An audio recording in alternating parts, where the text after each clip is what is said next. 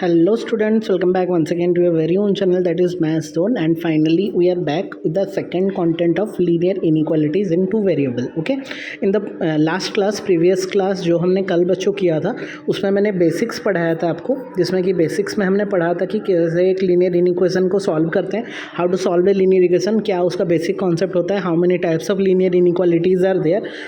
आप लोग को पता होगा, ये सब हमने डिस्कस किया था प्रीवियस क्लास में, एंड आई होप आप लोगों ने उसको चेक भी कर लिया और आपको यूजफुल भी लगा होगा और आप लोगों ने 6.1 का प्रॉब्लम भी किया होगा। तो मैं कल सोच रहा था एक साथ में पढ़ा दूं, बट क्योंकि वीडियो लेंदी ना हो जाए इसलिए मैंने सोचा कि इसका और एक वीडियो बना देता हूं, ताकि दो ही वीडियो में हम हमारा लीनियर इनइक्वेशन या फिर लीनियर इनइक्वालिटी जो चैप्टर है उसको हम सम अप कर देंगे। ठीक है, तो आज वाले क्लास में हम डिस्कस करने वाले हैं graphical representation of in linear equation in two variable. ठीक है, graphical representation, how to graph में उसको कैसे रिप्रेजेंट करते हैं ग्राफिकली, उसको हम चेक करेंगे। पहले हम सिंगल इक्वेशन का करेंगे, मतलब सिंगल लीनियर इनइक्वालिटी जब दिया रहेगा उसको कैसे करेंगे, फिर हम सिस्टम ऑफ लीनियर इक्वालिटी का करेंगे। सिस्टम मतलब आपका सिस्टम मतलब एक साथ दो या तीन जब दिया रहेगा उसको कैसे करेंगे वो हमको देखना है। तो पहले हम डिस्कस करते हैं, जब सिंगल एक लीनियर इनइक्वेशन दिया रहेगा, टू वेरिएबल का हो या फिर वन वेरिएबल का हो, उसको हम कैसे सॉल्व करते हैं। So to solve those linear equation graphically we need some steps. ठीक है, हमको उसको सॉल्व करने के लिए कुछ स्टेप्स चाहिए। वो स्टेप्स को पहले मैं देख लेता हूँ, लिखवा लेता हूँ, आप लोग पहले उसको नोट डाउन कर लो। उसके बाद मैं वन बाय वन स्टेप के थ्रू आपको समझा दूंगा, जो कि आपको हेल्प करेगा क्लास 11 में ग्राफिकली भी, और ये पूरा सेम कॉन्सेप्ट और सेम नोट्स आपको क्लास 12 के कॉन्सेप्ट में भी हेल्प करेगा, जहाँ पे हम लीनियर प्रोग्रामिंग प्रॉब्लम पढ़ेंगे LPP, वहाँ पे भी आपको बहुत ज़्यादा वो हेल्प करने वाला है। ठीक है, तो पूरा लास्ट तक रहेंगे क्लास का, जितना जल्दी हो सके मैं सारा कॉन्सेप्ट को समझ करूँगा। 2-3 एग्जाम्पल भी हम करेंगे, उसके बाद आप लोग खुद से ट्राई करना, और अगर कुछ भी प्रॉब्लम हुआ तो मुझे आप लोग बता देना। ठीक है, तो let's try about the concept जो कि हम नॉर्मली पढ़ते थे, जहाँ पे AX + BY less than equal to C, AX + BY greater than equal to C, AX + BY less than C, AX + C BY greater than C, these are called slack inequality, these are called strict inequalities. ये हमने कल वाले class में define किया था। That is not our point. Our point is, वहाँ पे जाने से पहले हम पहले थोड़ा देख लेते हैं कि कोऑर्डिनेट एक्सिस के बारे में। कोऑर्डिनेट एक्सिस हमको पता है, हमारे पास दो एक्सिस रहते हैं, one is x axis which is the horizontal line, one is y axis which is the vertical line, vertical axis. तो यहाँ पे दो कंडीशन अराइज हो रहा है। इधर मैं दो केस आपको बता रहा हूँ। एक केस में क्या है ना, एक नॉन वर्टिकल लाइन हम ले रहे हैं। नॉन वर्टिकल का मतलब क्या है, जो वर्टिकली नहीं रहता, एनी कैसे भी हो सकता है, ऐसा हो सकता है, ऐसा हो सकता है। हॉरिजॉन्टल लाइन को भी हम नॉन वर्टिकल लाइन बोल सकते हैं, ऐसा हो सकता है, ऐसा कोई भी हो सकता है, but non vertical which is not parallel to y axis. जो आपका वाई एक्सिस को पैरेलल नहीं होगा उसको हम बोलेंगे क्या, नॉन वर्टिकल लाइन। ठीक है, तो यहाँ पे मैंने जो यहाँ पे एक लाइन बनाया है, that is related to a non vertical line, और ये हम डिफाइन करेंगे सारे के लिए। मैं एक के लिए बता रहा हूँ, बट आप लोग को सोचना है कि अगर ऐसा भी हुआ तो भी वही सेम कंसेप्ट लगेंगे, अगर ऐसा भी हुआ तो भी हो गया, ऐसे भी हुआ तो भी होगा। एक मतलब हॉरिजॉन्टल लाइन भी अगर रहा, वो भी हमारा नॉन वर्टिकल लाइन को रिप्रेजेंट कर रहा है, जहाँ पे it is not parallel to y axis, वो आपका वाई एक्सिस से पैरेलल नहीं होगा। Are you getting my point now? what is a vertical line then? Vertical line are those lines which are parallel to our y axis, parallel to our y axis and perpendicular to our x axis. This is parallel to y axis, this is parallel to y axis, but these are आपका अगर मैं बताऊँ, these are perpendicular to your x axis. ये आपका x axis को perpendicular होगा। तो यहाँ पे हम नॉन वर्टिकल लाइंस को कैसे डिफाइन कर सकते हैं? We are defining that non vertical line in, sorry थोड़ा सा मैं कमा देता हूँ, हाँ, नॉन वर्टिकल लाइन को हम डिफाइन कर सकते हैं which are parallel to your y axis. तो non vertical line are those lines which are not parallel to y axis, and vertical lines are those lines which are parallel to y axis, whether it is in the left hand side, whether it is in the right hand side, but horizontal line कभी भी आपका vertical line नहीं होगा। तो vertical line बस वही जो y axis से parallel होगा, नॉन वर्टिकल लाइन जो आपका वाई एक्सिस से पैरेलल नहीं होगा। तो जब हम ऐसे करते हैं, हमने क्वाड्रेंट के टाइम में पढ़ा था कि when two axes are there it will divide the whole plane into 4 part. Quadrant, those parts are called quadrant. So 1 2 3 4 बोलते थे। अभी मैं बोलूँगा कि जब मैं ये नॉन वर्टिकल और वर्टिकल लाइन ड्रॉ करता हूँ, सपोज मान लो ये एक प्लेन है और मैं एक नॉन वर्टिकल लाइन ड्रॉ कर दिया, ये टोटल आपका प्लेन को 2 हिस्से में डिवाइड कर देता है, 2 हिस्से में डिवाइड कर देता है। और अगर एक वर्टिकल लाइन भी मैंने ड्रॉ किया, ये भी आपका प्लेन को 2 हिस्से में डिवाइड कर देता है। Are you getting my point? तो वो 2 हिस्सा को क्या बोलते हैं? जब ये एक नॉन वर्टिकल लाइन होगा, जब ये एक नॉन वर्टिकल लाइन होगा तो वो ये नॉन वर्टिकल लाइन है, ये ऑब्वियसली ये प्लेन को 2 हिस्से में डिवाइड कर दे रहा है। एक हिस्सा है अबव दैट लाइन, ये वाला हिस्सा जो मैं ग्रीन में कर दिया, और एक हिस्सा है ये वाला हिस्सा जो कि मैंने ऐसे कर दिया, ठीक है। तो ये वाला जो हिस्सा है, ऊपर वाला हिस्सा, इसको हम बोलेंगे upper half plane, upper half plane. और नीचे वाला जो हिस्सा है उसको हम बोलेंगे लोअर हाफ प्लेन। क्लियर है? ये नॉन वर्टिकल लाइन का कॉन्सेप्ट है, जिसमें कि ऊपर वाला हिस्सा को हम अपर हाफ प्लेन बोलेंगे, नीचे वाला हिस्सा को हम बोलेंगे लोअर हाफ प्लेन। ये this is only for the non vertical line. Now for vertical line, यहाँ पे तो ऊपर नीचे का कॉन्सेप्ट नहीं रहेगा। यहाँ पे क्या हो जाएगा फिर? एक आ जाएगा राइट हैंड साइड वाला पार्ट, ये वाला पूरा सेडेट कर लेंगे, और एक पार्ट आ जाएगा लेफ्ट हैंड साइड, लाइन का लेफ्ट हैंड साइड में। तो ये जो राइट हैंड साइड वाला पार्ट होगा इसको हम बोलेंगे राइट हाफ प्लेन, जो लेफ्ट हैंड साइड वाला पार्ट होगा इसको बोलेंगे left half plane. Obviously right में रहेगा, क्योंकि यहाँ पे ऊपर नीचे डिफाइन नहीं कर सकते, क्योंकि ऑलरेडी ये आपका परपेंडिकुलर टू एक्स एक्सिस हो रहा है। तो ये टोटल डिवाइड कर देगा 2 हिस्सा में, एक राइट वाला हिस्सा, एक लेफ्ट वाला हिस्सा। राइट वाला हिस्सा को हम बोलेंगे राइट हाफ प्लेन, लेफ्ट वाला हिस्सा को हम बोलेंगे लेफ्ट हाफ प्लेन। ये था आपका वर्टिकल लाइन का, और नॉन वर्टिकल लाइन का ऊपर वाला हिस्सा को हम बोलेंगे upper half plane, that is the upper half plane, और नीचे वाला हिस्सा को बोलेंगे आपका लोअर हाफ प्लेन, जो कि नीचे वाला हिस्सा है, वो लाइन के नीचे वाला हिस्सा। सो यहाँ से हम डिफाइन करेंगे हमारा solution region to solve a graphical equation, graphical linear inequalities. ठीक है? So there are some specific steps to discuss or to solve the linear inequalities graphically. So step wise अगर हम जाएंगे, बहुत ही सिंपल सा स्टेप है, थोड़ा सा ध्यान देंगे, और अगर नोट डाउन करना चाहो तो आप लोग नोट डाउन भी कर सकते हो इसको। तो पहला स्टेप क्या बोल रहा है कि कन्वर्ट द लीनियर इनइक्वालिटीज और लीनियर इनइक्वेशंस इनटू लीनियर इक्वेशन। पहला काम आपका क्या है? जितना भी लीनियर इनइक्वालिटीज गिवन रहेगा क्वेश्चन में या फिर एग्जाम्पल में, जो भी क्वेश्चन में, उसको पहले आपको लीनियर इक्वेशन में कन्वर्ट करना है। मान लो वो दिया रहेगा 5x is less than equal to 4, तो आपको पहला स्टेप क्या करना है? 5x को कन्वर्ट कर देना है इक्वालिटीज़ में। इक्वालिटीज़ का मतलब है whether it is less than equal to, whether it is greater than equal to, whether it is less than, whether it is greater than. कोई भी इनइक्वेशंस रहा, उसको इनइक्वेशन का सिंबल को हटा के हमको वहाँ पे इक्वेशन का सिंबल दे देना है। इक्वेशन का सिंबल होता है इक्वल, तो हम कर दिए 5x equal to 4। This the first step, मैं बताऊंगा जब एग्जांपल करूंगा। स्टेप 2 क्या है? Draw the table for the respective linear equation. Second step में आपको क्या करना है? जो भी आपका रहेगा लीनियर इक्वेशन, कन्वर्ट तो हो गया अभी लीनियर इक्वेशन में, जो भी लीनियर इक्वेशन रहेगा, एक में रहा तो एक तो लीनियर इक्वेशन रहेगा, 2 रहा तो 2 टेबल रहेगा, 3 रहा तो 3 टेबल रहेगा। उसको आपको रिप्रेजेंट करना है, उसका टेबल को। टेबल बनाएंगे मतलब सपोज मान लो x + y = 5 है, तो उसका टेबल हम बना सकते हैं। टेबल बनाएंगे, टेबल बना एटलीस्ट मिनिमम ऑफ 2 पॉइंट्स लेना है, इधर लेना है x, इधर लेना है y। मैं अगर x में 0 पुट किया, y हो गया 5, अगर y में 0 पुट किया, x हो गया 5। ऐसा करके आपको कुछ रिक्वायर्ड सॉल्यूशंस चाहिए, क्योंकि जब भी हम एक स्ट्रेट लाइन या फिर लीनियर इक्वेशन है, मतलब obviously it is a straight line आपको देगा, वो आपको एक स्ट्रेट लाइन देगा। तो स्ट्रेट लाइन को ड्रॉ करने के लिए, एनी ग्राफ को ड्रॉ करने के लिए you need at least 2 point, 2 point आपको चाहिए वो स्ट्रेट लाइन को ज्वाइन करने के लिए। ठीक है? तो मैं कोई भी दो सॉल्यूशन निकाल दूंगा, वहाँ से 2 पॉइंट निकाल दूंगा, और निकालने के बाद उसको हम स्टेप 3 में, स्टेप 1 कंप्लीटेड, कन्वर्ट करना है। स्टेप 2 में आपको टेबल बनाना है। स्टेप 3 में आपको क्या करना है? Draw the line by plotting the points. जो पॉइंट्स आपको मिला होगा, लाइक मेरा जैसे मिला 5,0 और एक मिला कितना 0,5, वो पॉइंट्स को लेके हमको कहाँ पे लोकेट कर देना है? ग्राफ में लोकेट करना है। ग्राफ में क्या चाहिए आपको? एक्स एक्सिस चाहिए, ग्राफ में आपको वाई एक्सिस भी चाहिए। सॉरी, थोड़ा बैकग्राउंड म्यूजिक आ रहा है, मैं स्कूल से क्लास ले रहा हूँ इसलिए, तो उसको थोड़ा सा फॉरगेट करना। तो एक्स में एक्स एक्सिस वाई एक्सिस करके जो ग्राफ ड्रॉ करते थे, जैसे 9 क्लास में करते थे, वैसे आपको ग्राफ को ड्रॉ करना है। तो वो हो गया स्टेप नंबर 3। स्टेप नंबर 1 2 3 जो कि हमको ऑलरेडी आता है, 1 में कन्वर्ट करना है। स्टेप 2 में आपको पॉइंट्स लाना है, स्टेप 3 में आपको वो पॉइंट्स को लेके प्लॉट करना है ग्राफ में। अगर एक इक्वेशन रहा तो एक स्ट्रेट लाइन बनेगा, अगर 2 इक्वेशन रहा तो 2 स्ट्रेट लाइन, अगर 3 इक्वेशन रहा तो 3 स्ट्रेट लाइन, वो डिपेंड करता है आपके इक्वेशन के ऊपर। अभी step 4 is the most important step.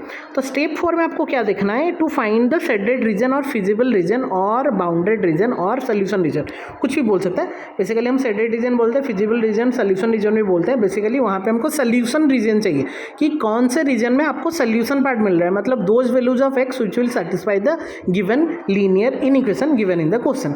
तो there will be again 2 cases, मैंने उसको 2 हिस्से में डिवाइड कर दिया। क्या 2 केसेस में, इधर एक लाइन जो है वो ओरिजिन देके पास कर रहा होगा, when A line is passing through the origin.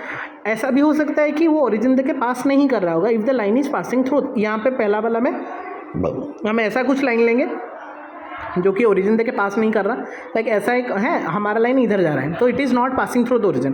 But अगर ऐसा है और वो ऐसा कुछ जा रहा है या फिर ऐसा कुछ जा रहा है जो कि पास कर रहा है ओरिजिन में, तो मैं दोनों अलग अलग कंडीशन को डिफाइन कर दिया। तो when the line is passing through the origin, not through the origin, जब वो लाइन ओरिजिन देके पास नहीं कर रहा है, ऐसा कुछ जा रहा है, तो पुट 0 0। कहाँ पे 0 0 पुट करना है, इन द लीनियर इनइक्वालिटीज़। यहाँ पे पूरा लिखना है स्टेप कि put 0 0 in the linear inequality. Equation का काम खत्म हो गया, जब तक हमारा स्ट्रेट लाइन बनाना था मेरा इक्वेशन का काम वहाँ पे खत्म हो गया। अभी हमारा इन इक्वेशन से काम है। हमारा मान लो इन इक्वेशन होगा x - y is less than 5। यहाँ पे हम x के जगह में 0, y के जगह में 0 पुट करेंगे। तो जब हम x के जगह में 0 और y के जगह में 0 पुट करें तो ये 0 - 0 इज़ लेस देन 5। तो obviously 0 - 5 0 is 0 which is less than 5। तो आपको चेक करना है कि ये जो स्टेटमेंट निकला 0 is less than 5, whether it is true और whether it is false. Obviously it is true, because 0 is always less than 5 होता है। तो हमारा स्टेटमेंट को चेक करना है कि whether it is true statement और whether it is false statement according to our putting the values. तो when we are putting 0 0, if true is there then towards 0 0 region will be there. Like ऐसा है और ऐसे put के हमारा true हो गया, तो region will be towards origin, मतलब टुवर्ड्स 0 0, मतलब region will be the lower half plane, क्योंकि वो ट्रू स्टेटमेंट दिया। अगर फॉल्स हो गया, अवे फ्रॉम द ओरिजिन। अगर फॉल्स दिखाया तो अवे फ्रॉम द ओरिजिन, मतलब पॉइंट यहाँ पे ओरिजिन था, अवे मतलब वो फॉल्स दिखाया, तो वो रीजन हो जाएगा ऊपर वाला, मतलब अपर हाफ प्लेन हो जाएगा। तो ट्रू होने से लोअर हाफ प्लेन, फॉल्स होने से अपर हाफ प्लेन। वो डिपेंड करता है हमारा पॉइंट्स के ऊपर।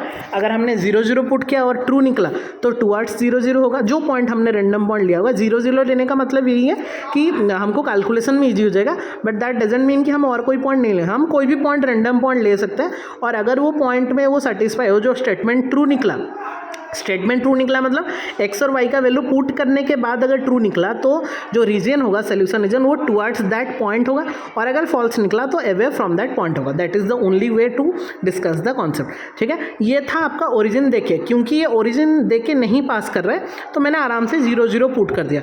बट अगर एक ऐसा लाइन जो कि ओरिजिन देके पास कर रहा होगा ऐसे, तो यहाँ पे मान लो मैंने 0 0 पुट कर दिया और ट्रू दिखाया, तो ट्रू होने से ना हम इधर जा सकते हैं ना हम इधर जा सकते हैं। तो उसके लिए जब भी आपको ओरिजिन देके पास कर रहा है तो वहाँ पे आप 0 0 नहीं पुट के आप कोई भी रैंडम पॉइंट x, y, जैसे कि मैंने 4, 3 पुट कर दिया। मान लो मेरा इक्वेशन है x - y is less than 0।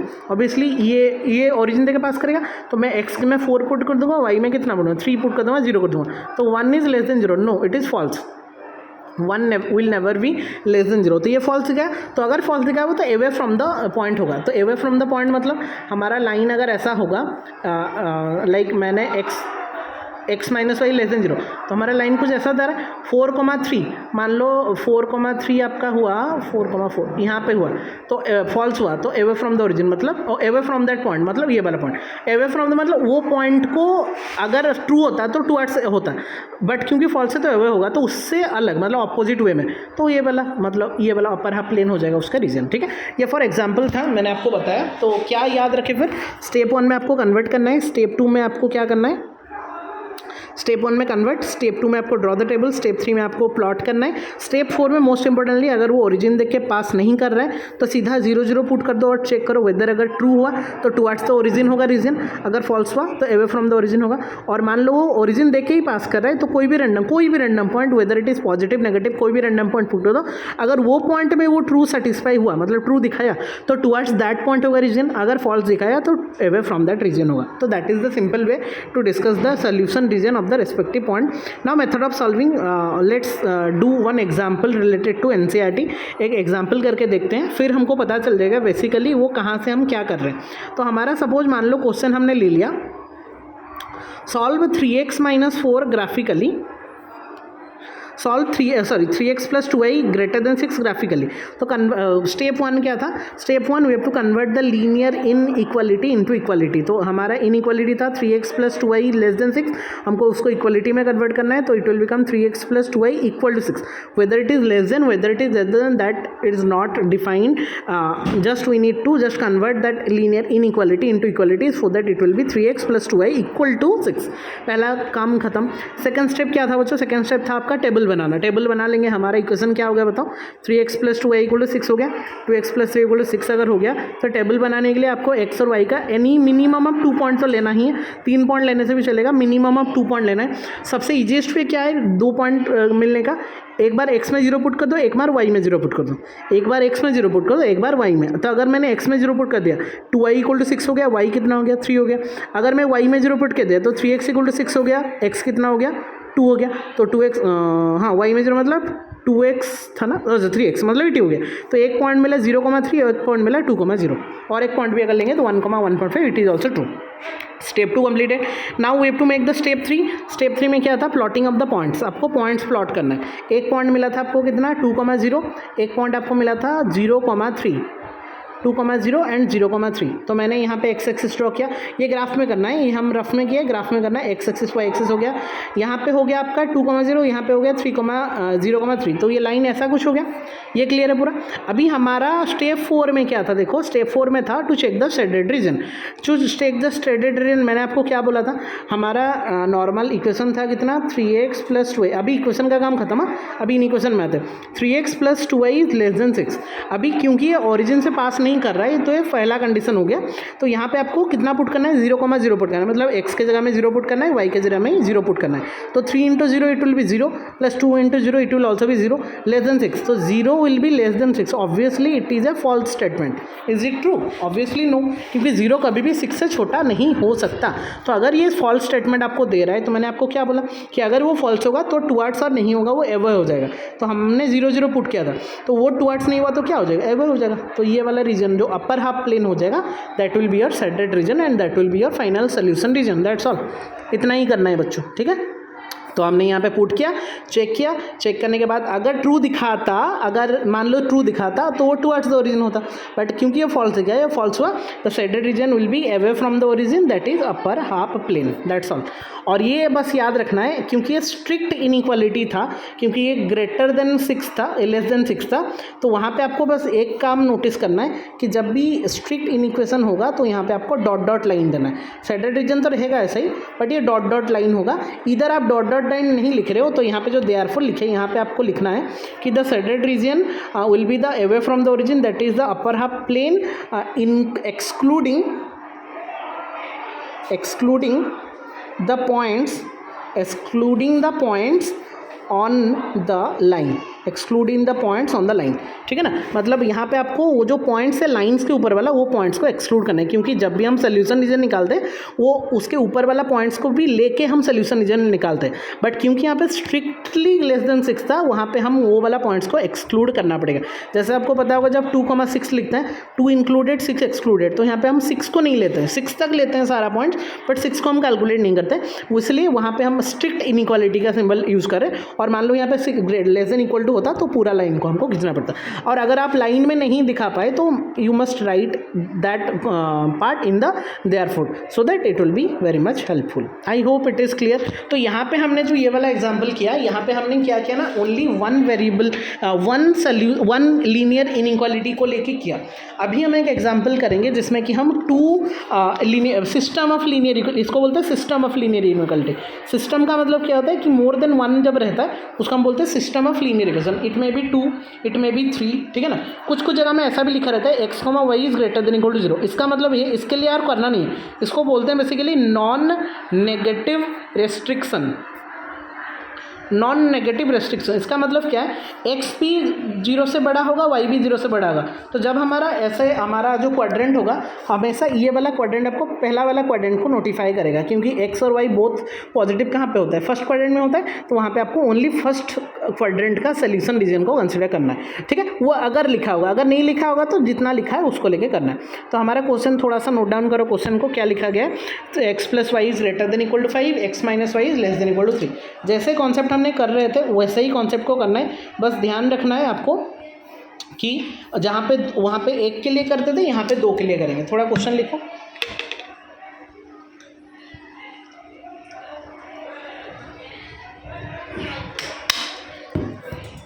Question लिखना हो गया।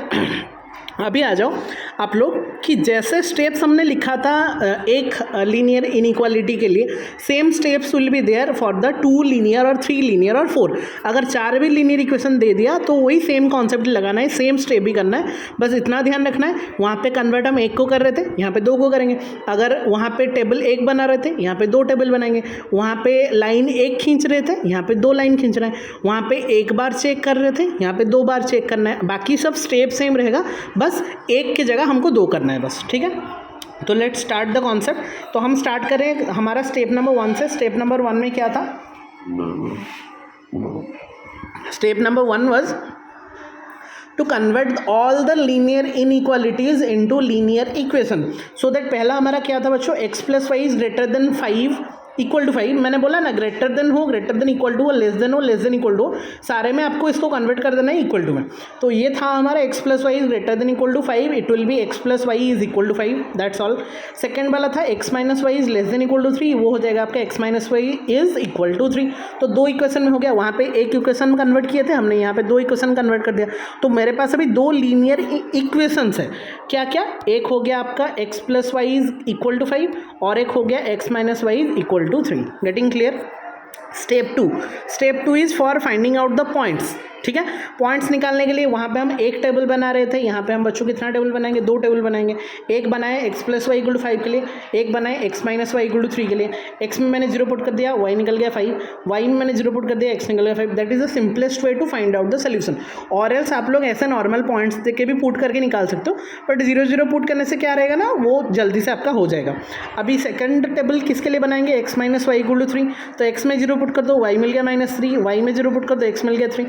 तो यहाँ पे 2 पॉइंट मिला, एक मिला 0,5, एक पॉइंट मिला और एक पॉइंट मिला 5,0। ये पहला इक्वेशन। यहाँ पे आपको 2 पॉइंट मिला, एक मिला 0,-3 और एक मिला 3,0। ये सेकंड इक्वेशन के लिए। बस ये दोनों इक्वेशन को अलग अलग करके, बट अलग अलग ग्राफ नहीं करना है, ग्राफ हमको सेम ही करना है। कभी कभी एनसीईआरटी में क्या दे रहे थे, 2 अलग करके उसको कंबाइन करते हैं, बट हमेशा याद रखना है एक बार में ही करना है, क्योंकि आपको at the end of the day intersection वाला पार्ट चाहिए to get the solution region. हमेशा दोनों कॉमन पार्ट को लेके आप इंटरसेक्शन करते हो।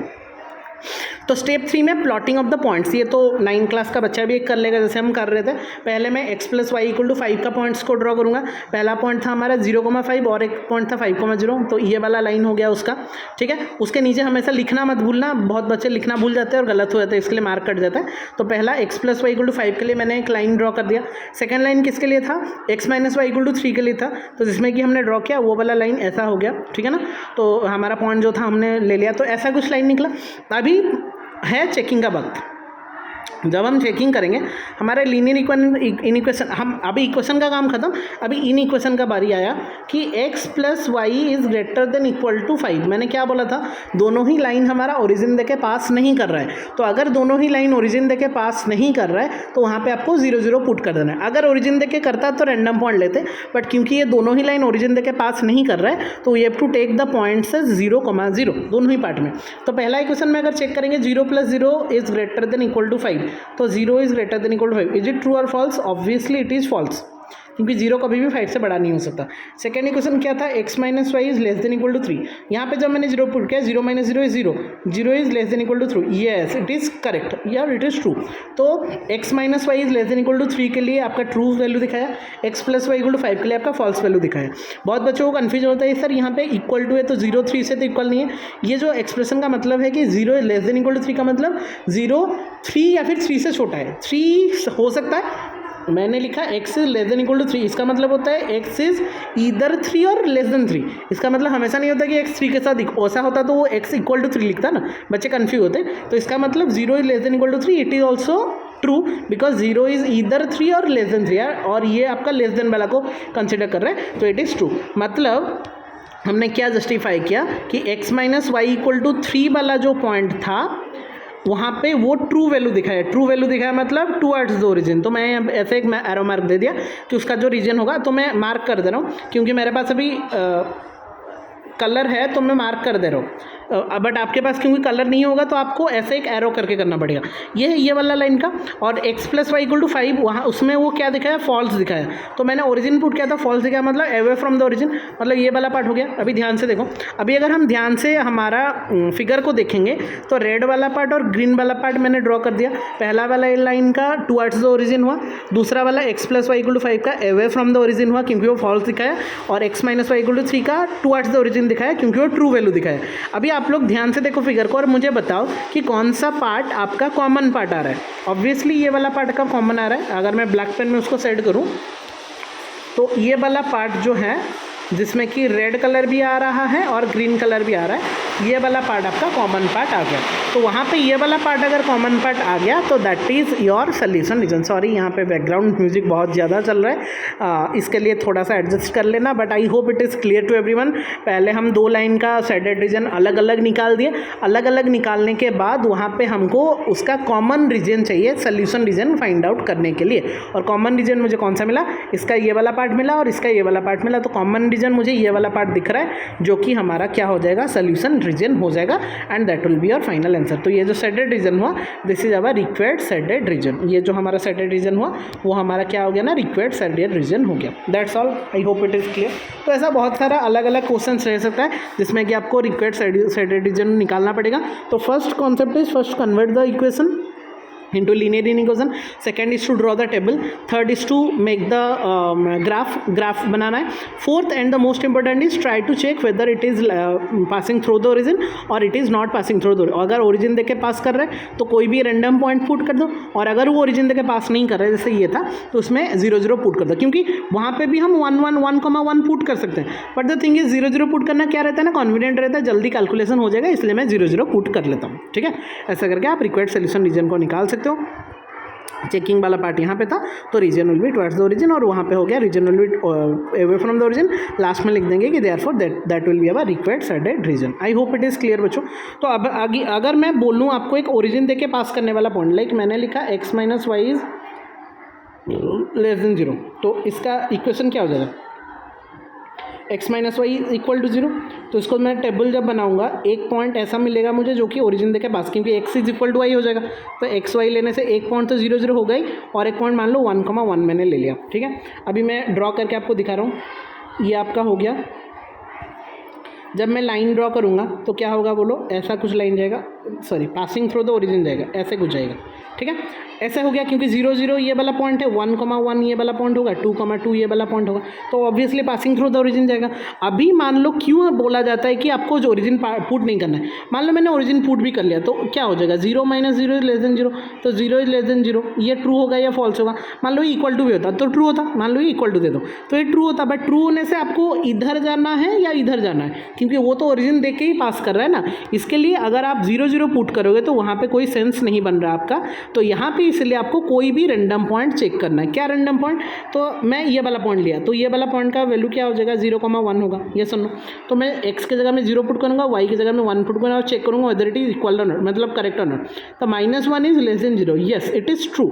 -1 क्योंकि x के जगह में मैंने 0 पुट किया, y के जगह में मैंने -1 पुट किया। अच्छा sorry my mistake, very much sorry बच्चों, 0 और 1 मैंने पुट किया ना, हाँ ठीक था, गलती हो गया मेरे से। 0 और 1 मतलब 0 -1 is less than 0, less than equal to 0, तो -1 is less than equal to 0, it is true. -1 0 से छोटा होता है, येस इट इज़ ट्रू। तो अगर वो ट्रू दिखाया तो टुवर्ड्स दैट पॉइंट होगा, टुवर्ड्स दैट पॉइंट मतलब हमारा दैट पॉइंट कौन सा था, अपर हाफ प्लेन में था, तो हमारा जो रीजन होगा वो अपर हाफ प्लेन होगा। Are you getting my point. तो अभी एक जन बच्चा बोलेगा नहीं सर मुझे मतलब ऊपर से पॉइंट नहीं लेना है, मुझे ये वाला पॉइंट लेना है, ये सेकंड वाला पॉइंट। तो सेकंड पॉइंट का कोऑर्डिनेट कितना होगा बताओ, 2,0 होगा। तो ये भी सेटिस्फाई करेगा और इसमें फॉल्स होगा। चेक करो कैसे, अगर मैं x में 2 पुट किया, y में 0 पुट करते हैं और 2 - 0 is less than equal to 0, मतलब 2 is less than equal to 0, obviously ये आपको फॉल्स स्टेटमेंट दे रहा है। यहाँ पे आपको ट्रू स्टेटमेंट दिया था तो टुवर्ड्स दैट पॉइंट हुआ था, यहाँ पे आपको फॉल्स स्टेटमेंट दिया ताकि ये हमको अवे फ्रॉम द पॉइंट देगा। तो अगर ये फॉल्स स्टेटमेंट दिया हुआ अवे फ्रॉम द पॉइंट दिया तो away from the that point होगा, और अवे फ्रॉम दैट पॉइंट होगा मतलब हमने कौन सा रीजन लिया था, मैं ये वाला पॉइंट दिया था, और अवे फ्रॉम दैट पॉइंट होगा मतलब ये तरफ नहीं आएगा तो ऊपर तरफ जाएगा। तो हमको वही सेम रीजन ही मिल रहा है जो कि अपर हाफ प्लेन ही मिल रहा है, अपर हाफ प्लेन ही मिल रहा है। तो यहाँ से ये पता चल रहा है कि any random point if you are putting x, y in terms of your linear inequality and we are getting if the true value then the region will be towards that point, और अगर आपको false value मिल रहा है तो it will be away from that point। और मैंने जब 0,1 put किया वो true हुआ तो उसको upper half plane मिला, और मैंने 2,0 भी जब पुट किया any random point तो वहाँ पे भी मुझे false दिखाया ताकि मेरा रीजन वही सेम upper half plane ही रहा। तो यहाँ से ये पता चल रहा है कि ये वाला सोल्यूशन के लिए इसका जो सोल्यूशन रीजन होगा वो आपका upper half plane होगा, and this is your required solution region. And since he is less than equal to is there, equal to मतलब आपको ये पॉइंट्स भी लेना है लाइंस के ऊपर वाला पॉइंट, और अगर यहाँ पे स्ट्रिक्टली लेस देन 0 होता तो यहाँ पे आपको सेडेड करना पड़ता या फिर देयरफॉर में आपको लिखना पड़ता the shaded region will be the upper half plane excluding the points on the line और the linear equation. Is that clear बच्चों? So that is all for today's class. I hope it is clear to everyone, and in this way we can sum of your all the concepts of linear inequalities. कल वाले class में मैंने 6.1 का cover कर दिया था, ये वाला कॉन्सेप्ट को लेके आप 6.2 एंड 6.3 को आसानी से कोई भी क्वेश्चंस को सॉल्व करते हो। डिपेंड कर रहा है कि कितना लीनियर इक्वालिटी दिया है, अगर 1 दिया है तो 1 लाइन बनेगा, अगर 2 दिया है तो 2 बनेगा, अगर 5 दिया है तो 5 बनेगा, वो डिपेंड करता है। But process will be very much same. Step 1 convert करना है, स्टेप 2 टेबल बनाना है, स्टेप 3 आपको करना है ग्राफ रिप्रेजेंटेशन, 4 में आपको चेक करना है सोल्यूशन रीजन, और ये ध्यान में रखना है कि जो भी कॉमन रीजन बनेगा that will be your required solution region. That's all, ठीक है। तो that's all for today. I hope ये क्लियर हो गया होगा। फिर भी अगर कहीं पे अगर आपको कन्फ्यूजन रहा, कहीं पे भी थोड़ा बहुत डाउट रहा कोई भी क्वेश्चन में, आप लोग मुझे कमेंट सेक्शन में बता सकते हो या फिर डीएम कर सकते हो, या फिर अगर कहीं पे कन्फ्यूजन रहा कॉन्सेप्ट वाइज तो आप लोग कमेंट करके बताना ताकि मैं उसको और थोड़ा सा अच्छे से आपको एक्सप्लेन कर दूँ, ठीक है। और जो कोई अभी तक हमारे फैमिली में ज्वाइन नहीं हुए हैं वो लोग जाके ज्वाइन हो जाएंगे, क्योंकि अभी कंटिन्यूसली आप लोग का क्लास चलने वाला है, और अगर आप लोग ज्वाइन हो जाओगे तो आप लोगों को नोटिफिकेशन मिल जाएगा ताकि आप लोग कंटिन्यूसली क्लासेस को अटेंड कर सकते हो, और क्लासेस अटेंड करने से आपको कहीं ना कहीं थोड़ा सा वैल्यूएबल सजेशन भी मिल सकता है, ठीक है। तो मिलते हैं फिर नेक्स्ट क्लास में नया और एक चैप्टर को लेके, क्लास 11 का मैथमेटिक्स का। Till then take care all of you, stay safe, stay at your home. जय जगन्नाथ।